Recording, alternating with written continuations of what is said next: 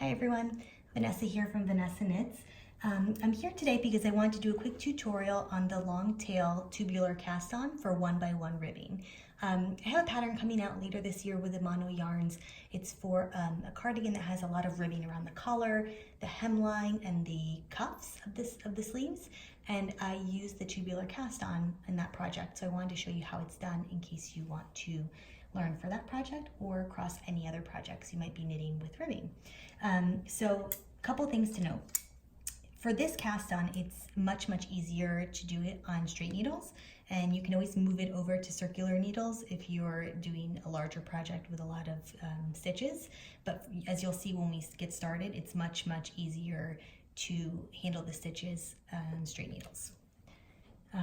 The other thing is you can do this cast on for other types of ribbing like 2x2, but there's a different setup, so I'm not going to be going over that today. I'm just going to be doing 1x1. The yarn I'm using today is the Amano Yana. This is actually the same yarn I used for the sweater. That's coming out later in the fall. This is their roving wool. It's super soft.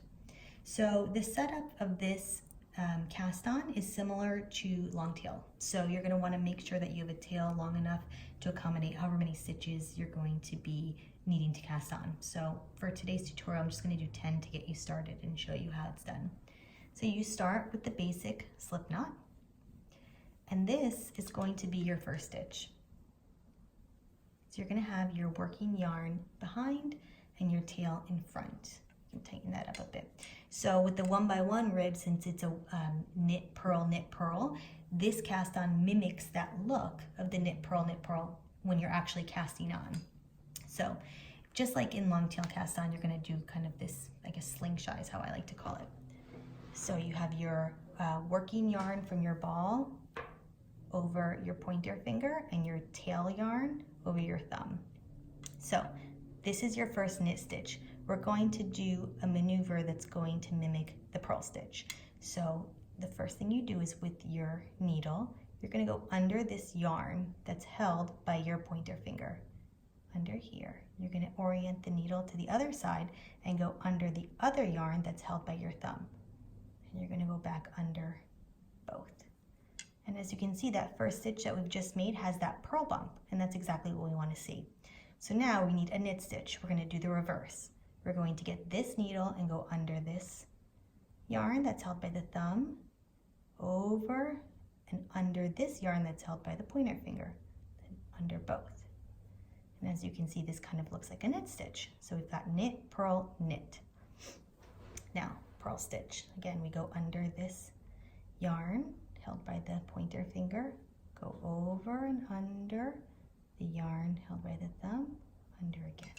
There's your purl stitch. Number 5 is your knit stitch. Number 6 is purl.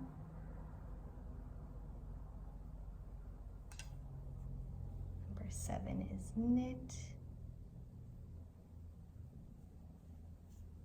Number 8 is purl.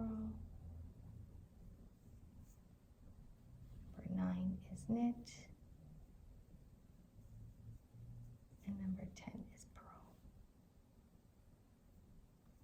Okay, so you've got these 10 stitches, and you'll note that this last stitch here isn't really a stitch at all. It's kind of just a loop. It's not secured. So when you turn your work, you're going to want to grab this tail and hold it this way. Make sure all your bumps are kind of like at the bottom. So for this tubular cast on, you're going to actually work 2 foundation rows before you get into your pattern, your 1x1 pattern. So for this first foundation row, you're going to knit into the back loop. So not normally how you do in the front, you're going to knit through the back loop. So you've got your working tail here.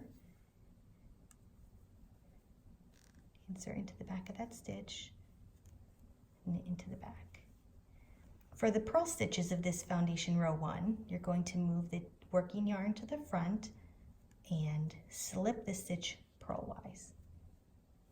Move that yarn back. Next stitch is a knit stitch, knit through the back loop. Yarn goes back in front, slip it purlwise. Yarn goes back, knit through the back loop.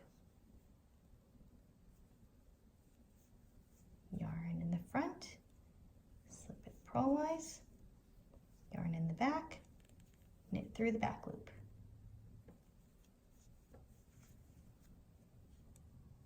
Purlwise, back loop, and last stitch is purl, go back to the front and slip it purlwise.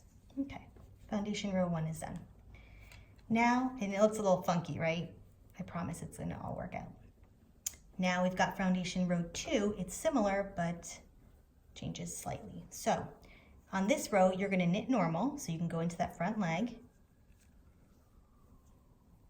Knit like normal, but you're gonna continue to purl, slip the purls with the yarn in front.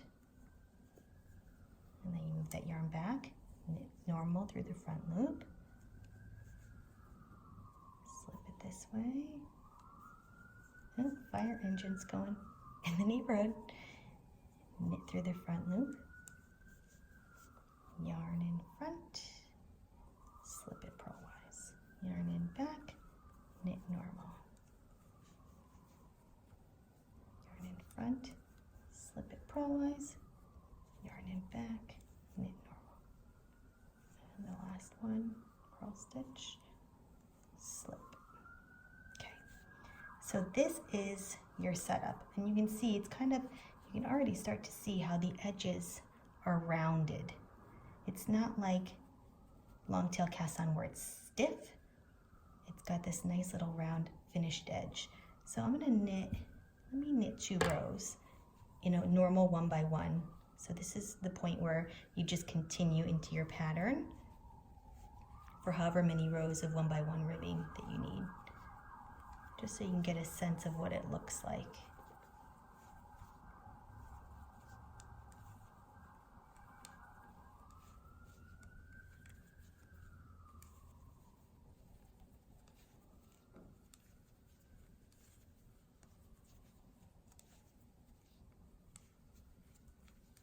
Okay. Let's do 1 more row. Knit and purl like normal. So if you're using this for a sweater, you can do this for a couple of inches before you get into the body.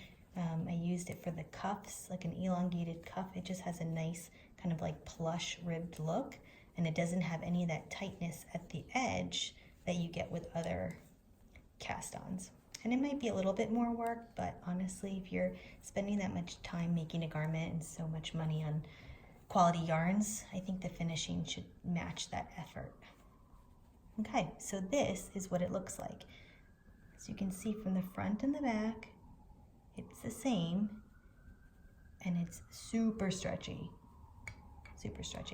and there's no kind of like tightness along that edge. So I hope this was helpful for you. Again, I'm using straight needles and just about any yarn that you're using for your pattern for a 1 by 1 rib. And then if you're using, or if you're needing to cast on more stitches, you can use still straight needles and then transfer them to a circular needle and continue in pattern. Okay, hope this was helpful. Have a good day. Bye-bye.